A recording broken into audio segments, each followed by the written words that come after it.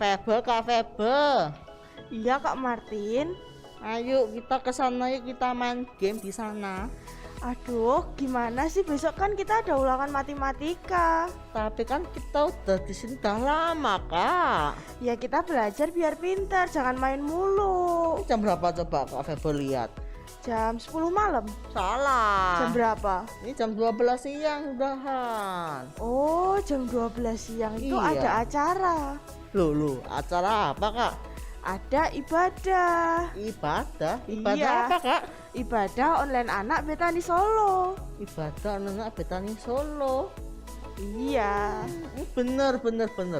Ya Ada udah. ibadah ya? Ada dong. Oh iya. Kita sapa adik-adik dulu ya. Boleh Kak, boleh Kak. Oke. Oke. Halo adik-adik Halo semua. adik-adik semuanya.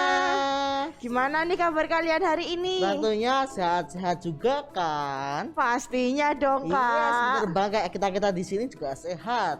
Ya, Oke. Nah, kita mau mulai ibadah nih Kak. bener. Jadi sebelumnya kita mau berdoa dulu. Yang dipimpin oleh teman kita yang ada di rumah. Silakan. Shalom teman-teman, sebelum kita beribadah, mari kita berdoa dulu ya. Tuhan Yesus, terima kasih atas berkat-Mu yang telah Kau berikan kepada kami. Sekarang kami ingin beribadah kepadamu. Berkati ibadah ini dari awal sampai selesai.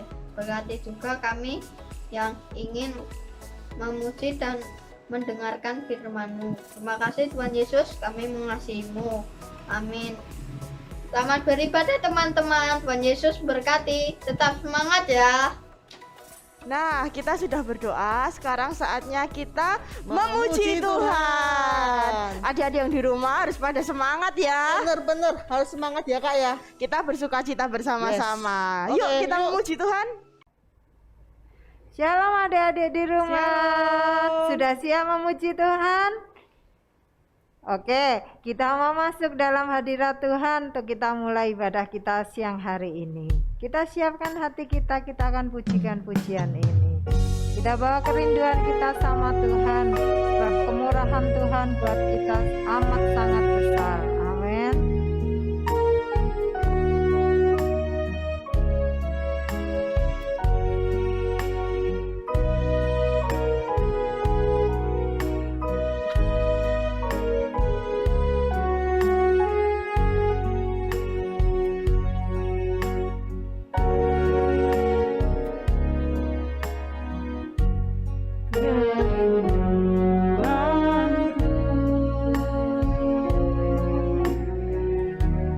Datang padamu, Allah mulia mawar syarah ku cinta.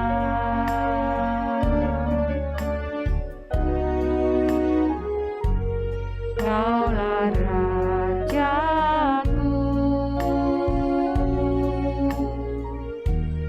dan sahabatku,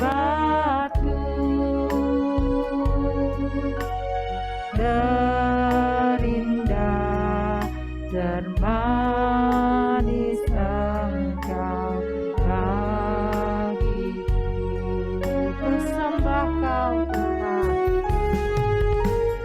Ku sembah kau dalam roh dan kebenaran.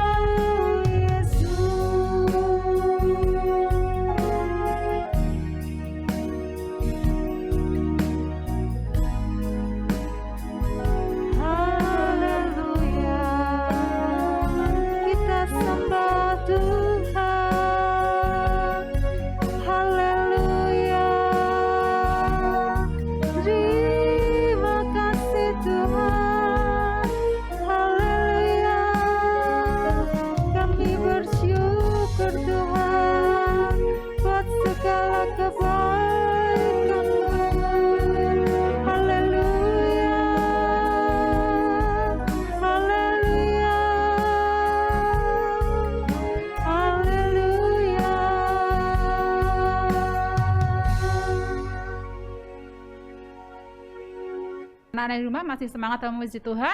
Semangat. Yeay, yuk kita bangkit berdiri, kita akan Amin. sama-sama memuji Haleluya. Tuhan dengan lebih semangat lagi.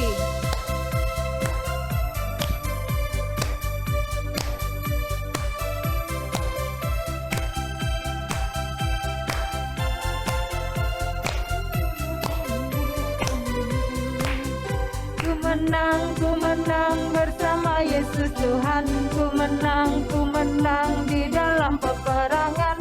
Ku menang atas segala setan. Haleluya, haleluya, ku menang. Haleluya, dia bangkit. Haleluya, dia hidup. Haleluya, dia naik. Roh Kudus turun.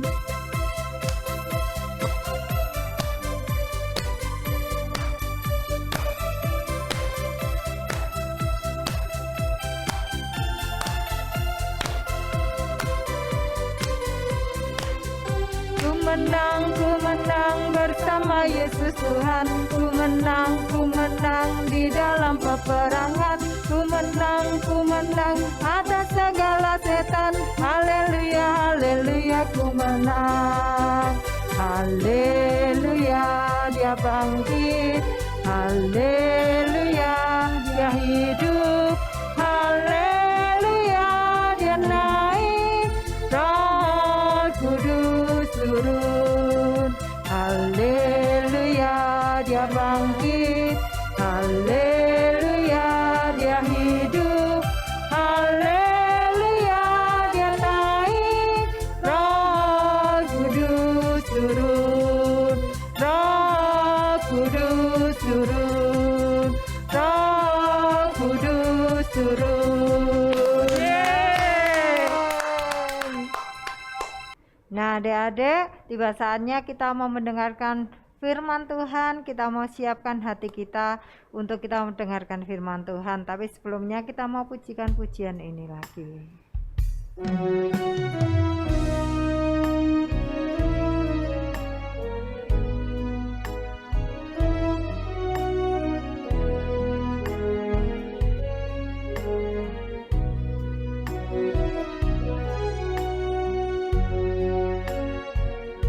Bila kau izinkan sesuatu terjadi,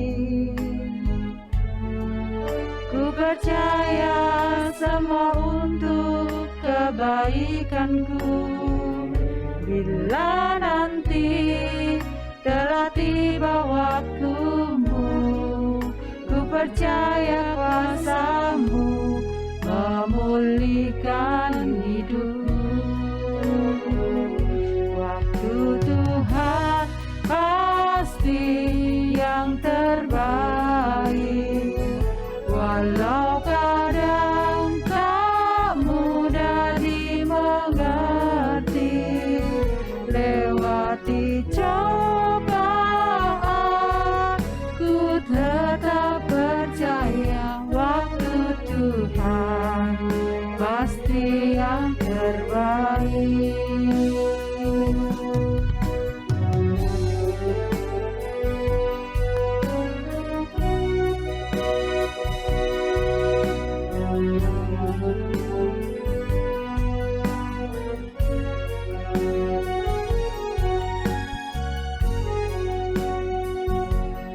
Bila kau izinkan sesuatu terjadi, ku percaya semua untuk kebaikanku. Bila nanti telah tiba waktumu, ku percaya kuasa-Mu memulihkan hidupku. Waktu Tuhan pasti yang terbaik, walau kadang tak mudah dimengerti. Lewati cobaan, ku tetap percaya waktu Tuhan pasti yang terbaik.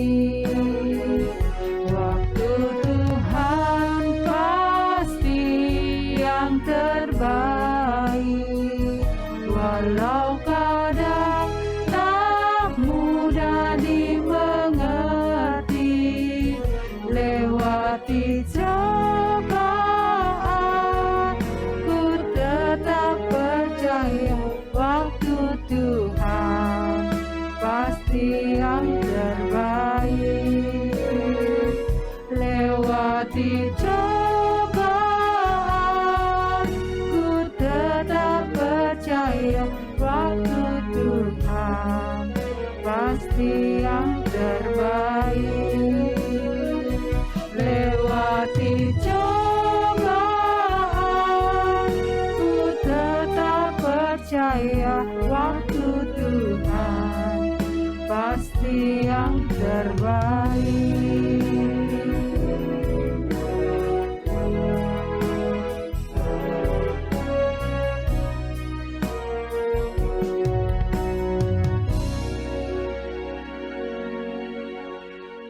Shalom semua, senang kita bisa jumpa lagi saat ini.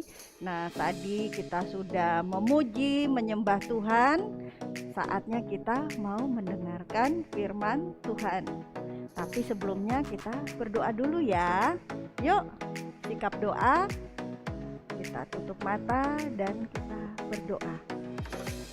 Tuhan Yesus, kami mengucap syukur kepadamu untuk saat ini. Kami semua rindu untuk mendengarkan firman-Mu. Berkati semua kami anak-anak-Mu yang akan mendengarkan firman-Mu ya Tuhan. Berkati juga hamba-Mu yang Tuhan pakai untuk menyampaikan kebenaran-Mu. Biarlah semua kami diberkati dan semua kami dimampukan untuk bisa mendengarkan dan melakukan apa yang menjadi kehendak Tuhan dalam kehidupan kami. Terima kasih Tuhan, di dalam nama Tuhan Yesus kami berdoa. Amin. Nah, adik-adik, minggu ini tema ibadah anak kita adalah library. Ya. Siapa tahu library itu apa? Ya, library itu coba kita lihat ya, ini ada gambar library. Semua pasti tahu library itu sama dengan perpustakaan. Library itu bahasa Inggris, kalau bahasa Indonesianya perpustakaan. Nah, Bu Linda yakin ada yang sudah pernah menikmati manfaat dari perpustakaan. Anak-anak yang sudah sekolah pasti biasanya di sekolah ada perpustakaan, ya kan? Nah, perpustakaan itu menjadi tempat mana banyak sekali buku-buku di situ. Kita bisa membaca buku, belajar, menambah pengetahuan kita, memperluas wawasan kita sehingga kita menjadi lebih pandai. Kita punya pengetahuan yang luas. Kita misalnya bisa membaca tentang sejarah bangsa-bangsa lain. Kita bisa belajar tentang teknologi. Banyak hal yang kita bisa belajar di perpustakaan. Nah, jadi kalau kita senang ke perpustakaan, Bu Linda yakin kita bisa menjadi anak-anak yang pandai, ya kan? Yang punya pengetahuan yang luas. Nah, tetapi siang hari ini kita akan belajar sebuah kebenaran firman Tuhan yang Tuhan inginkan supaya kita anak-anak bisa mengerti bahwa pandai atau punya pengetahuan yang luas itu tidaklah cukup. Ada hal yang Tuhan inginkan supaya anak-anak Tuhan itu belajar juga. Nah, hari ini jadi kita diingatkan oleh Tuhan bahwa yang perlu kita punya selain pengetahuan adalah hikmat yang berasal dari Tuhan. Kita juga butuh apa? Rasa takut akan Tuhan. Itu yang akan kita pelajari siang hari ini. Ya, coba kita lihat ayat firman Tuhan kita hari ini. Nah, adik-adik bisa baca ya di layar. Firman Tuhan kita siang hari ini diambil dari Amsal 1 ayat 7. Bunyinya, takut akan Tuhan adalah permulaan pengetahuan, tetapi orang bodoh menghina hikmat dan didikan.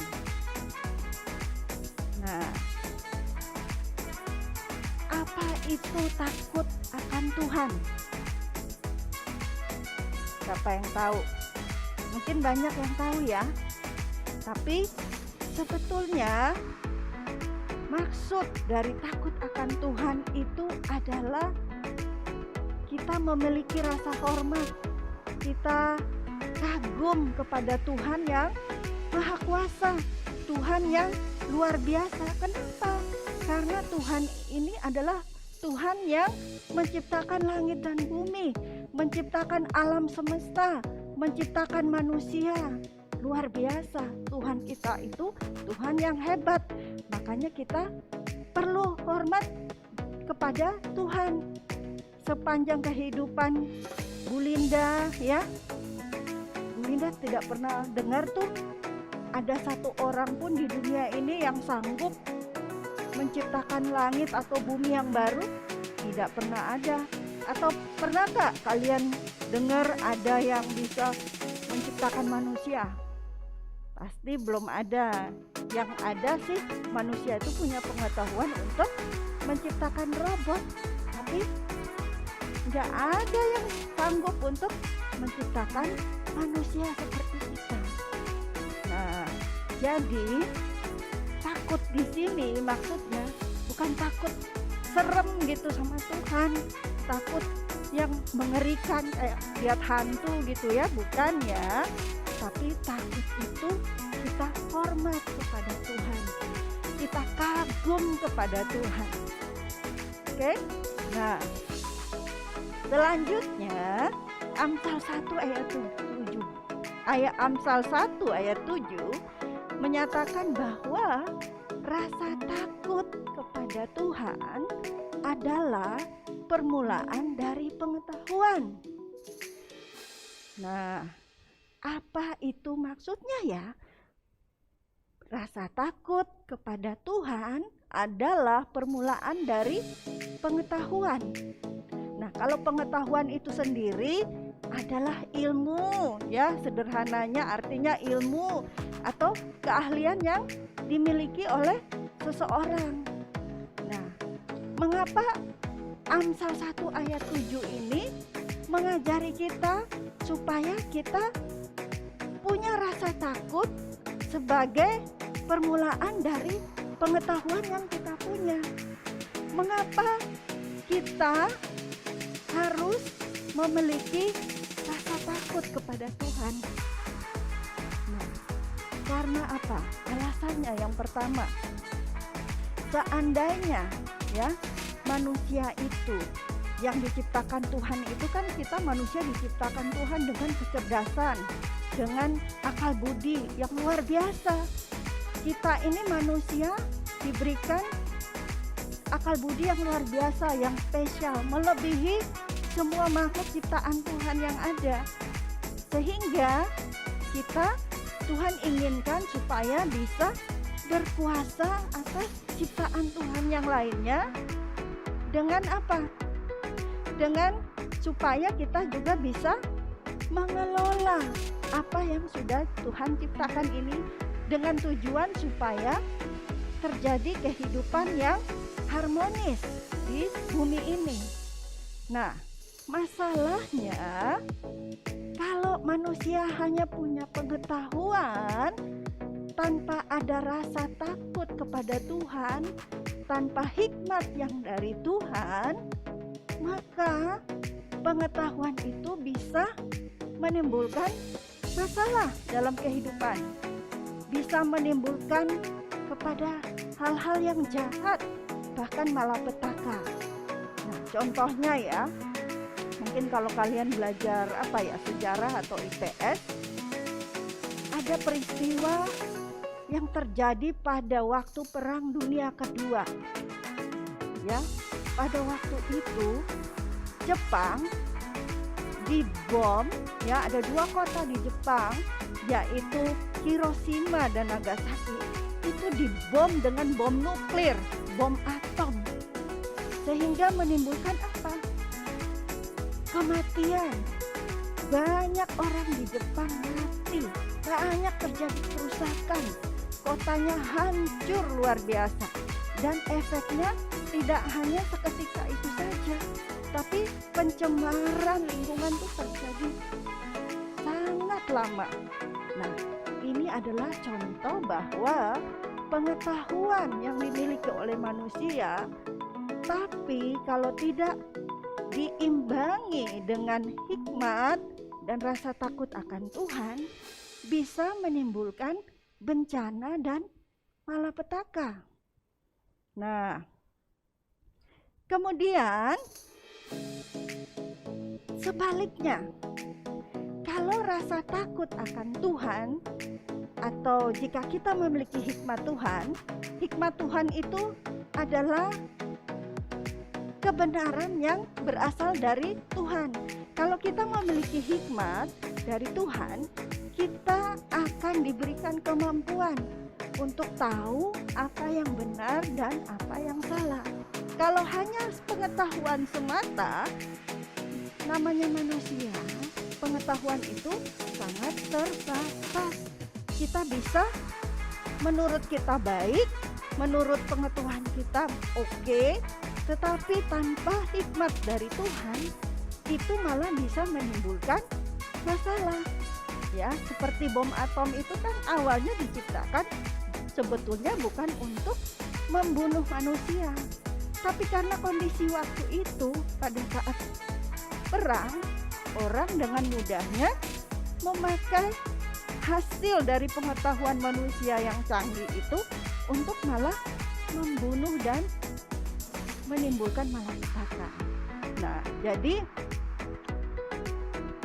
rasa takut dan hikmat yang dari Tuhan itu juga bisa menolong kita untuk apa? Untuk terhindar dari masalah dan persoalan. Dari apa? Masalah persoalan apa? Sebetulnya masalah persoalan yang terjadi dari kemajuan atau ilmu pengetahuan itu sendiri.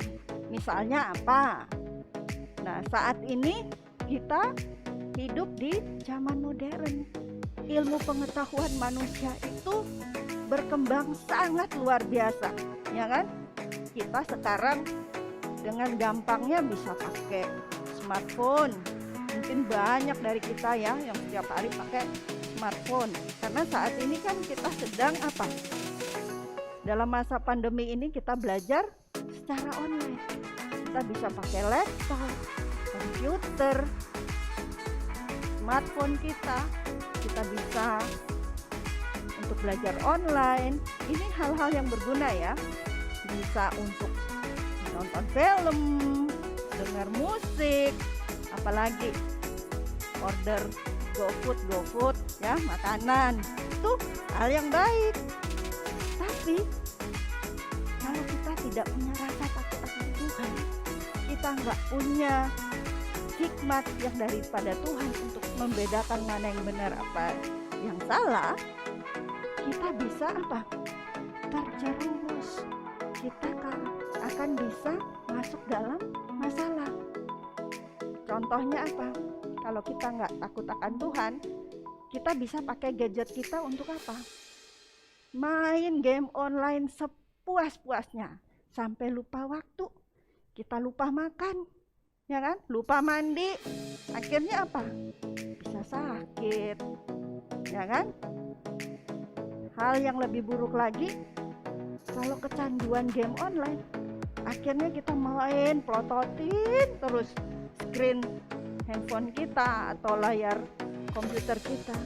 Mata kita, saraf mata kita bisa rusak. Apalagi lama-lama saraf mata kita juga akan rusak. Itu research sudah membuktikan. Nah, belum lagi hal-hal negatif lain yang bisa timbul mencelakakan kita kalau kita tidak berhikmat. Makanya firman Tuhan hari ini mengajarkan kita untuk kita bisa hidup dipenuhi dengan rasa takut dan hikmat dari Tuhan, dituntun oleh hikmat Tuhan.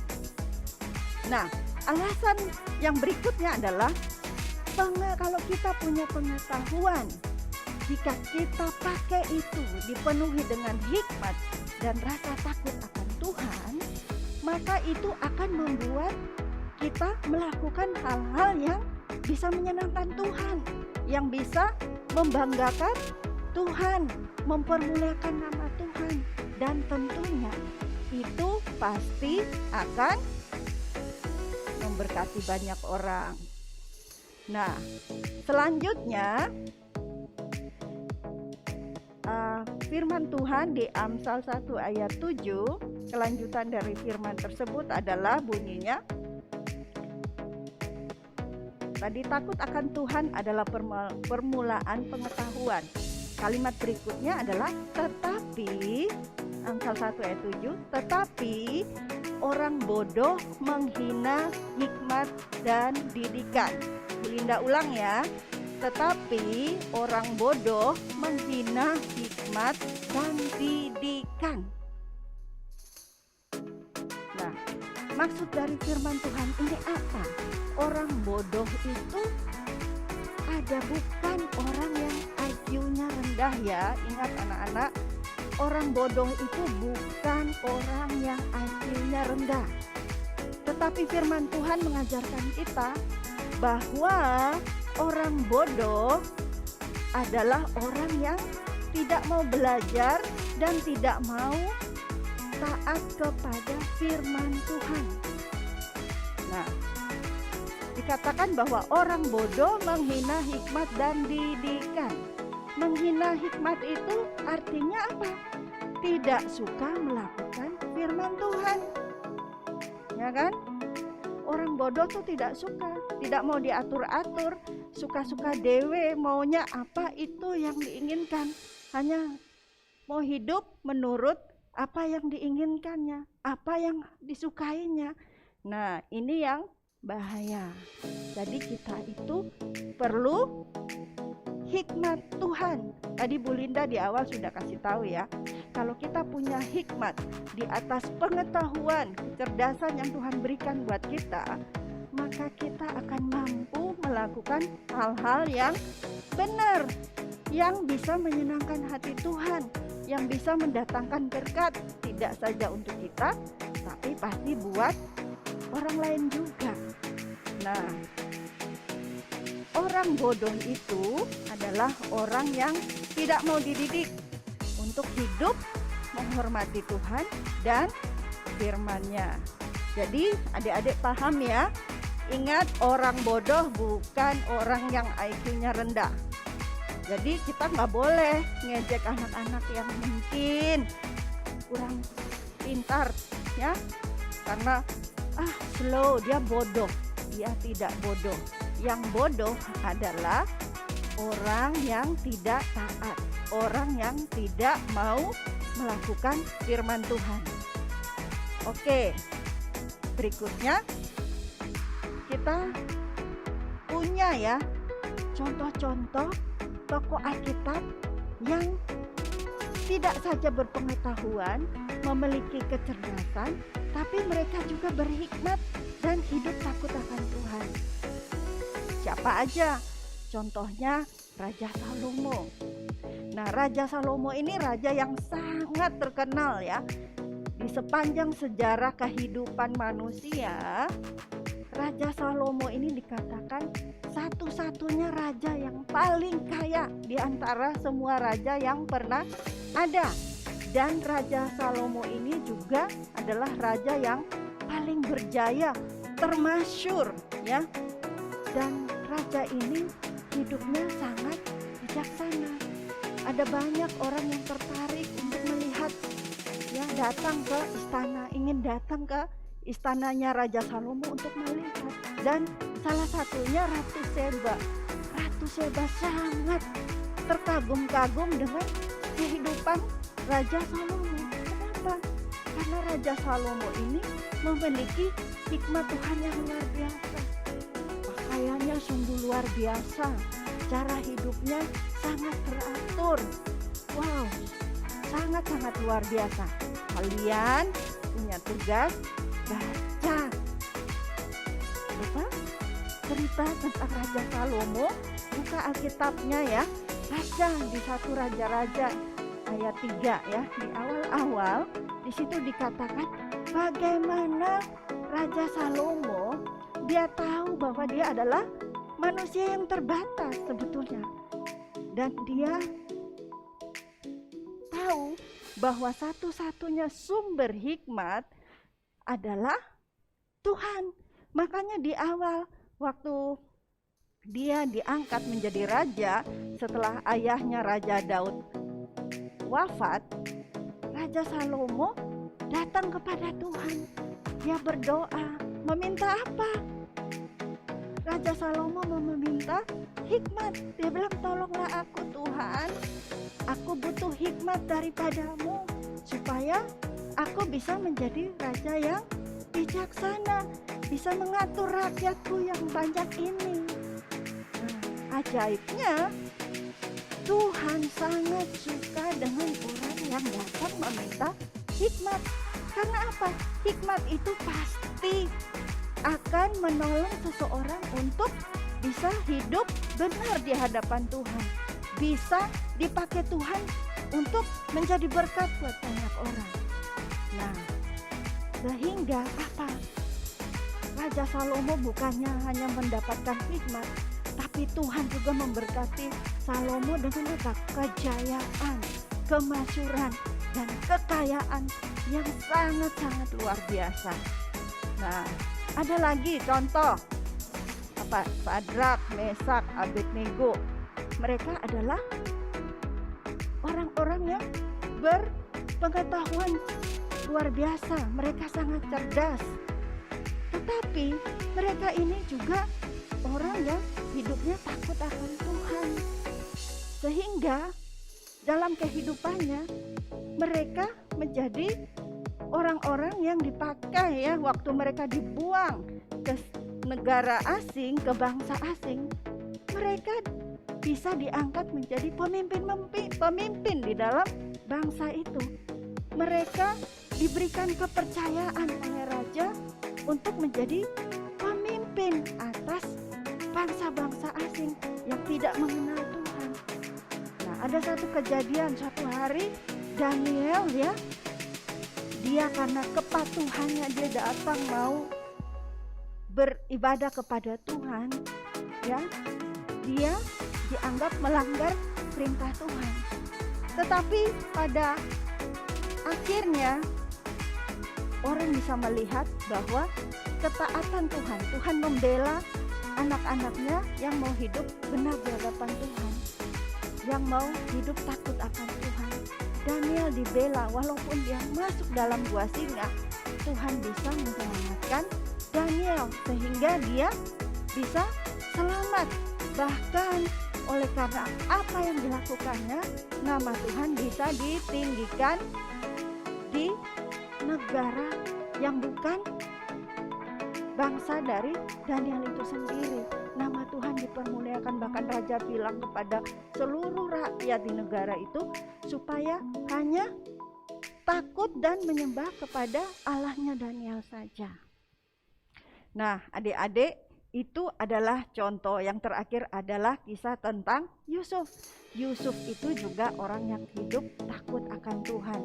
Dia mendapatkan hikmat daripada Tuhan sehingga dia boleh dipakai oleh Tuhan menjadi apa? Menjadi orang yang bisa menyelamatkan keluarganya saat terjadi kelaparan. Tidak itu saja, dia boleh memerintah di Mesir ya, menjadi orang nomor 1, orang yang hebat setelah raja. Karena apa? Dia hidup takut akan Tuhan, dia setia, dia memiliki hikmat kepada yang dari Tuhan. Nah, kesimpulan kita hari ini untuk adik-adik juga yang mengikuti ibadah ini, bahwa kita akan bisa hidup sukses ya. Kita akan bisa hidup berbahagia kalau kita memiliki hikmat yang datang dari Tuhan. Pengetahuan manusia itu ingat sangat terbatas.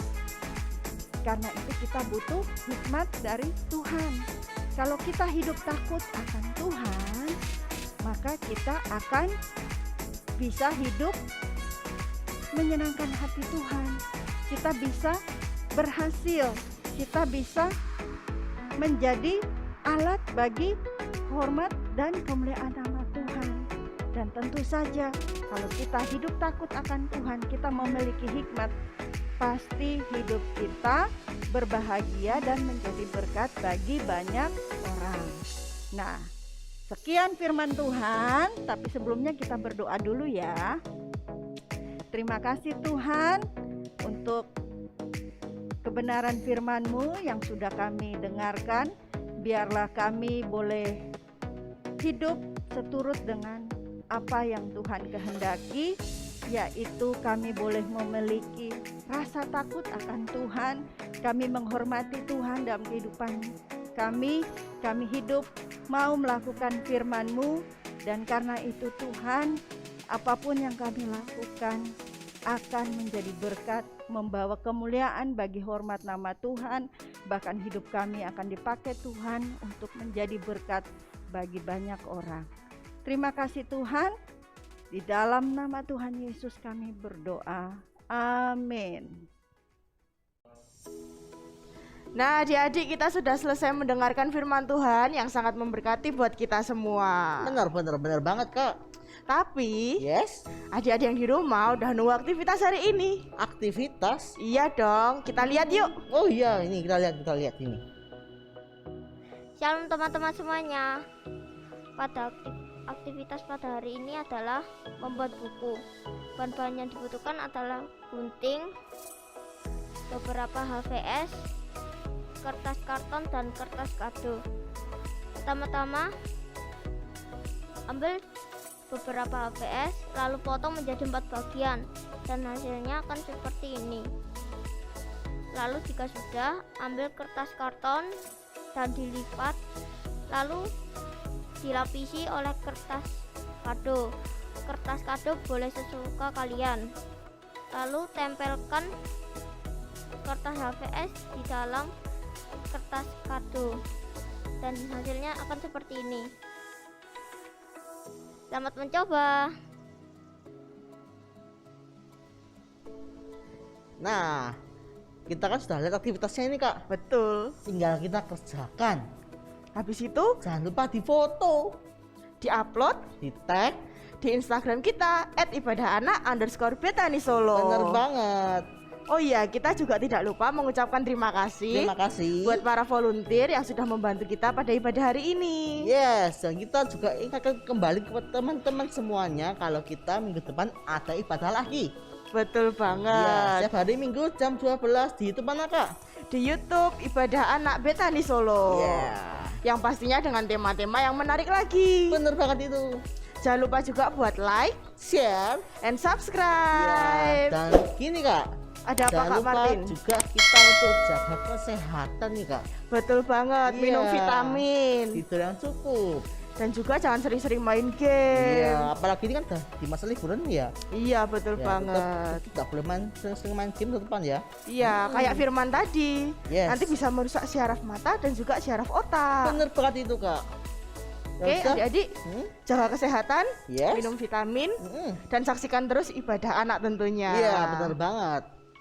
Oke, sampai di sini dulu ibadah kita. See you and God bless you. Dadah. Kak Feba kesana yuk. Yuk kita belajar lagi aja. Alah, nggak seru. Ya udah.